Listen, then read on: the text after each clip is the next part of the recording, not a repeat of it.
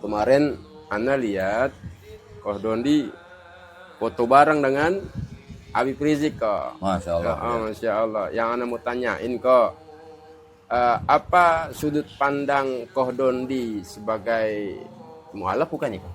Udah nggak mualaf. Bukan dong, masa mualaf terus? Mantan kafir. Mantan kafir. Mantan kafir kok. Ya, mau disebut mantan kafir atau disebut mantan Islam? Gak mau. Gak mau. Kalau saya mendingan disebut mantan kafir. Oh gitu. Saya bukan anggota FPI, ya. Saya bukan apa namanya. Saya hanya mungkin memahami lah apa yang mereka perjuangkan. Jadi saya melihat Habib Rizik ini sebenarnya seorang yang kalau boleh dikatakan nih, kalau udah ketemu begini nih, lembutnya bukan main. Lembut ya. Lembutnya bukan main, tapi mungkin ketika beliau berceramah memang keras gitu kan, tegas gitu lah ya. Tapi saya juga pernah menonton video dia ketika beliau menjadi pembicara di sebuah acara, terus kemudian beliau ditanya oleh orang yang beda keyakinan. Jawaban-jawaban beliau, Masya Allah, menurut saya itu jawaban-jawaban yang sangat-sangat elegan gitu. Ya, nggak menyinggung. Bukan orang yang menyerang keyakinan orang lain. Tapi beliau tuh hanya menjelaskan dari sisi Islam dan apa yang beliau ketahui tentang agama itu. Itu Masya Allah, bener itu videonya, video lama banget itu.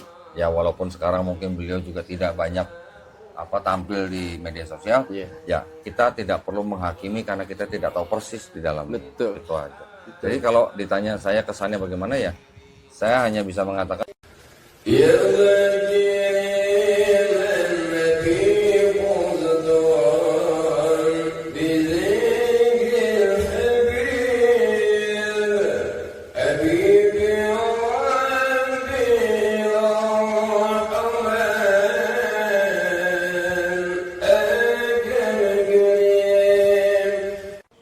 kita baca Fatihah ya kau ya. siap. Semoga dengan mukjizat suratul Fatihah dakwah kita berhasil ke semua lini kok, untuk merubah orang-orang persepsinya dan kembali pada Islam. Siap. Kemuliaan Nabi Muhammad, Haji Sayyidina Muhammad, antum selalu dalam lindungan Allah. Amin. Kita semua dalam lindungan Allah. Haji Sayyidina Muhammad sallallahu alaihi wasallam, sirul Fatihah. Bismillahirrahmanirrahim. Alhamdulillahirabbil alamin, arrahmanirrahim, maliki yaumiddin. Iyyaka na'budu wa iyyaka nasta'in, ihdinas siratal mustaqim. Siratal ladzina an'amta 'alaihim ghairil maghdubi 'alaihim waladdallin. Amin. Amin ya rabbal alamin. Bismillah. Anda mengajak sahabat channel Syiar Islam nih kok untuk umroh bareng kok. Masya Allah. Untuk umroh bareng di bulan Oktober. Masya Allah. Punya ini travel umroh? Ada kok travel umroh kita yang bernama Prawira Travel. Ya, insya Allah kita akan berangkat di bulan Oktober. Dalam tema Maulid bersama di kota Madinah. Insya Allah kok. Itu umrohnya berapa hari? 1 bulan? Umrohnya 9 hari kok. Oh, bukan 1 bulan? Bukan 9 hari. 1 bulan haji dong. Ya, haji juga kita ada. Bukan. Umrohnya mah cuma 4 hari, sisa jalan-jalan. Gitu kok. Ya. Insya Allah nyaman, aman, dan biaya terjangkau kok. Gitu. Nama travelnya Prawira Travel. Prawira Travel. Prawira Insya Allah ya. Insya Allah. Mungkin dari sahabat semuanya ingin berangkat umroh, silakan daftar di nomor kontak yang sudah kami terapkan di yang berjalan ini nih. Tulisan yang berjalan. Insya Allah jadi manfaat kok. Kemarin Anda lihat Kohdondi foto bareng dengan Habib Rizik kok. Masya Allah. Masya Allah. Yang Anda mau tanyain kok, apa sudut pandang Kohdondi sebagai mualaf bukannya kok? Udah nggak mualaf. Bukan dong, masa mualaf terus? Mantan kafir. Mantan kafir. Mantan kafir kok. Ya, mau disebut mantan kafir atau disebut mantan Islam? Gak mau. Gak mau. Kalau saya mendingan disebut mantan kafir. Oh gitu. Jangan mantan muslim dong. Iya. Masya Allah. Apa tanggapan Kohdondi tentang Habib Rizik dan Habib Rizik? Ya subhanallah, ulama yang karismatik, yang pro kontra beliau. Jadi gini, dulu ketika saya masih mengamati Islam, yang mana tadi saya bilang saya mengamati muslimnya, bukan Islamnya. Nah, salah satu yang saya amati adalah Habib Rizik dan FPI-nya. Oh gitu. Ya. Jadi ketika itu kan memang banyak di media kan bahwa diberitakan FPI begini gitu. Jadi waktu itu kan menimbulkan kesan negatif buat saya. Oh gitu. Nah, tapi ketika saya menonton sebuah video wawancaranya Jaya Suprana dengan Habib Rizik di markasnya FPI, saya baru kebuka gitu. Ya, wawasan saya. Saya baru kebuka. Oh, ternyata memang yang namanya visi dan misinya FPI itu buat Islam sangat-sangat bagus. Ya, karena kan amar ma'ruf nahi munkar.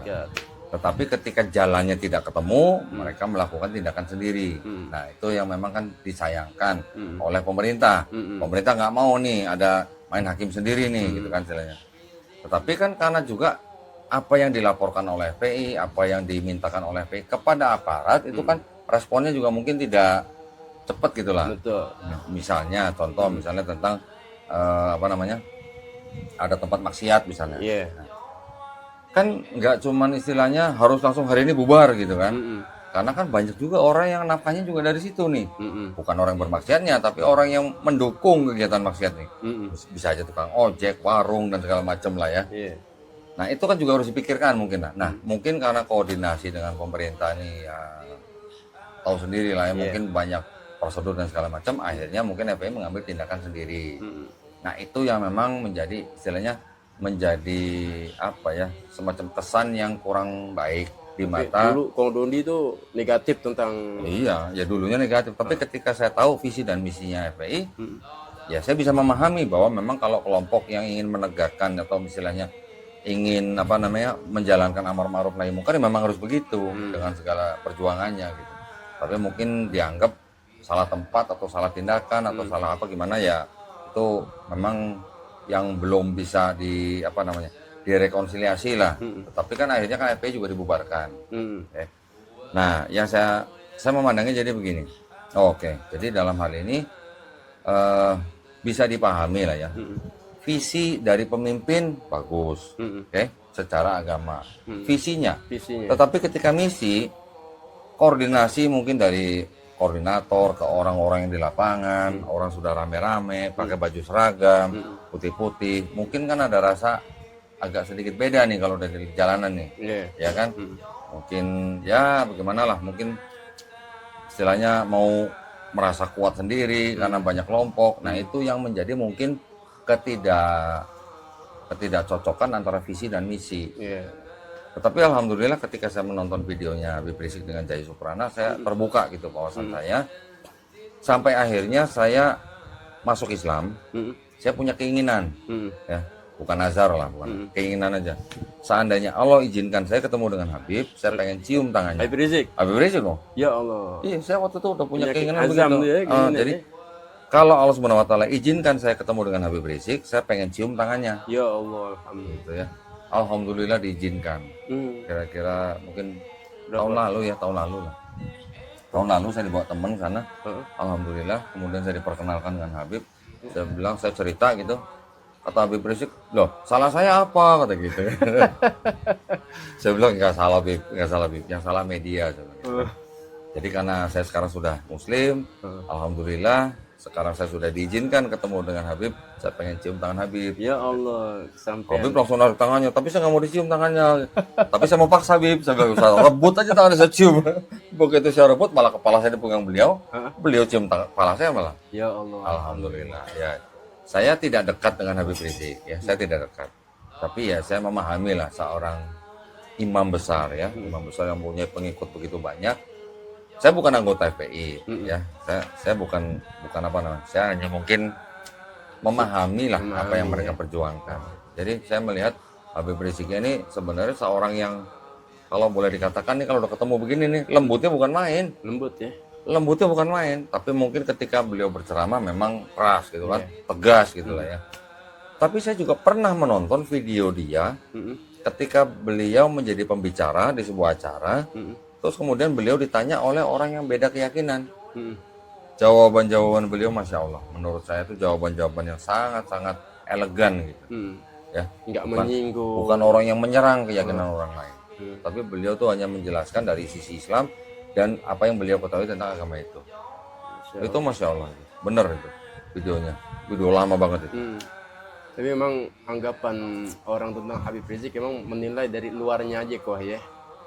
Ya gini lah ya, bisa jadi orang yang memang waktu itu hadap-hadapan dengan Habib Rizik, memang mungkin punya pandangan lain yang kita tidak ketahui ya. Iya. Karena kan pemerintah punya agenda, Habib Rizik juga punya agenda. Iya. Kita nggak tahu nih persisnya nih.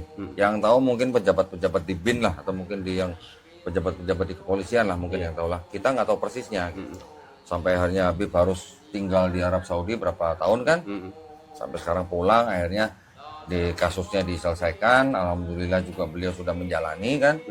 Ya walaupun sekarang mungkin beliau juga tidak banyak tampil di media sosial, ya kita tidak perlu menghakimi karena kita tidak tahu persis di dalam. Betul. Itu aja. Jadi kalau ditanya saya kesannya bagaimana ya, saya hanya bisa mengatakan bahwa Habib Rizik seorang pejuang yang luar biasa. Masya Allah. Ya. Masalah beliau permasalahan dengan pemerintah apa segala macam saya nggak berani komen karena saya nggak tahu persis. Iya. Nah, itu aja. Yang masya Allah memang Habib Rizik orang yang lembut kok, santun, subhanallah. Ya, Dan keilmuannya juga luar biasa. Luar biasa kok. Salah satunya, masya Allah, Al-Fakir juga pernah foto bareng dengan beliau, santun luar biasa. Ya karena memang tak kenal maka tak sayang kok. Gitu. Ala kuliah seperti itu.